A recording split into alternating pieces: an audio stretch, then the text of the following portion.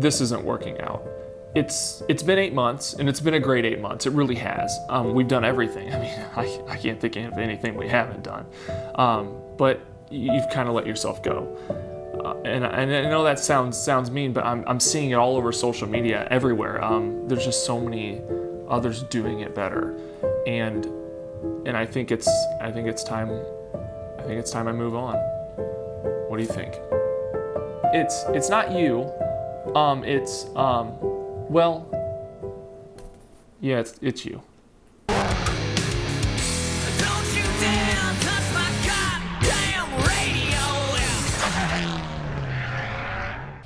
Hey, what's up? It's been 8 months since I started sim racing, since I got my very first wheel, and it was in fact the CSL DD.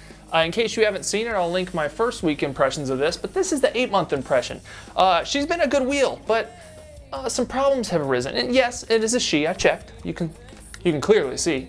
But before we dive in, I just have to let you know these are my opinions, and that there are people with the 5 Newton meter and the 8 Newton meter version who have never had issues and might never have issues, which is good for them. But I have had a couple minor issues, and I have some complaints. But most of all, it's been good, so why don't we take a minute before we get too negative, and let's reminisce on the good times.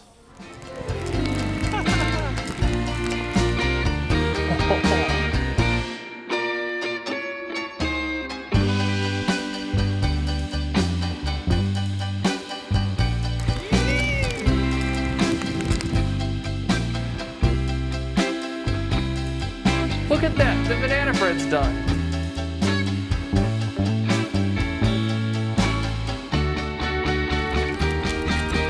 Ah, it's hot.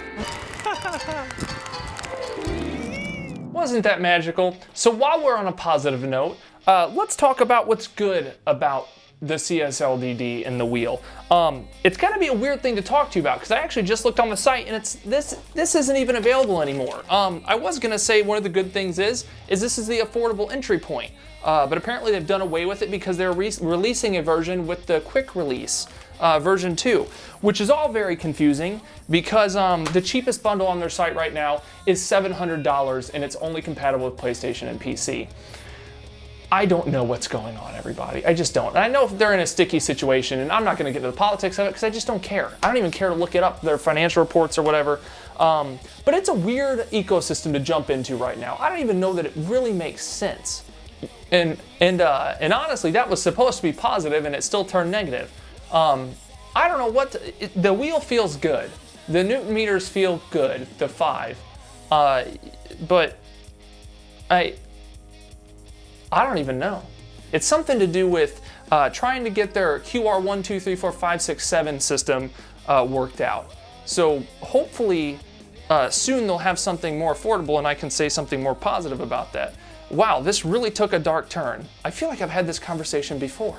Oh great, I knew this talk was coming. You want the boost kit. Well, guess what? You can't handle the boost kit because your quick release is breaking down. And so if we want to get the boost kit, now we got to buy you a quick release, which should have came with you, let's be honest. But not only that, now let's say we're down the road and everything's fine. You're working great. We want a new wheel. But now we got to go back to the website and buy the quick release for the wheel side. Isn't that great? And not only that, let's not skip the fact that you came compatible with 2 consoles, but you can't be played on either of them. How does that make sense? PlayStation wheel, Xbox base, and then you just, what are you? What are you? Like and subscribe, please. I'm sorry you had to see that, but that's what's kind of been happening here. I'm in a weird spot. I want to upgrade. I want to get a stronger wheel. It's very weird that they didn't ship the wheel at its full capability in the first place, and they charge you $150 for a boost kit. And then on top of that, my QR can't even handle the boost kit. So I'm left wondering, what's the smarter path? Is it to buy into all the Fanatec stuff to where I can use what I want? Or is it just to move ecosystems where everything just comes in the box? So I understand some of this comes from Fanatec being around for quite a while. So they are always working on compatibility, and compatibility leads to more purchases, as opposed to Moza, Asetek, SimMagic, SimiCube. They've got these quick releases that are built in. Things are much more simple, not as convoluted. Moza's offering great bundles now, seeing guys around using them. SimMagic's the same way. So it makes me wonder, why start in Fanatec? Knowing what I know now, would I recommend anybody? maybe.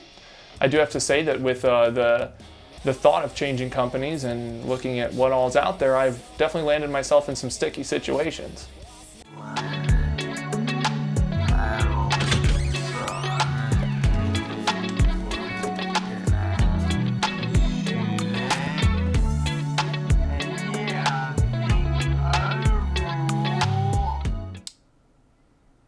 So now on to my issue. My issue is that I have a knock inside my wheel, in the wheelbase, or in the quick release or something. From what I've seen online, people say it is the QR1's fault. First of all, the flex in the wheel pops a lot because of this. So you get lots of creaking and popping while you're driving. That's not really that bad, because that's just like the plastic and things like that. What is bad was when the wheel knocks, because you're driving and you feel this. You feel this. You actually feel it in your hands, and it's loud enough to actually hear, which is wild. And it's not that bad, because I would say on a play session that is a couple hours long, I get it a few times. So it's not a deal breaker. And honestly, I could race on this wheel for a lot longer, and it really wouldn't bother me because I'm not super competitive. But there are people, some people who are and are looking to be competitive in things, and I think that this is a big turnoff. So that's kind of where I'm at with the CSL DD right now, and I'd be lying if I didn't tell you that I haven't loved the hell out of this wheel over the last 8 months. I mean, I owe everything to this wheel. I've got a YouTube channel now that's doing well, I think, and I've met so many people, and I've had so much fun on stream and making videos and content, but I think it's time. And if you could let me know in the comments what you think the next move is. What's the best company? What's the best upgrade path? Tell me what your experience is. Tell me what your experience is with the CSL DD. Did you love it? Is it working perfect for you? Have you never had an issue? Are you excited for the future of Fanatec, things like that? Just let me know, because I'm open to hear it, and you won't get any flack from me. But that's kind of it. For now, I'm just gonna race on my CSL DD while I save up some money and just listen to her knock. Just knocking every day, just a little bit more. Knock, knock, knock. Just driving, pow, pow, pow, pow, pow. It's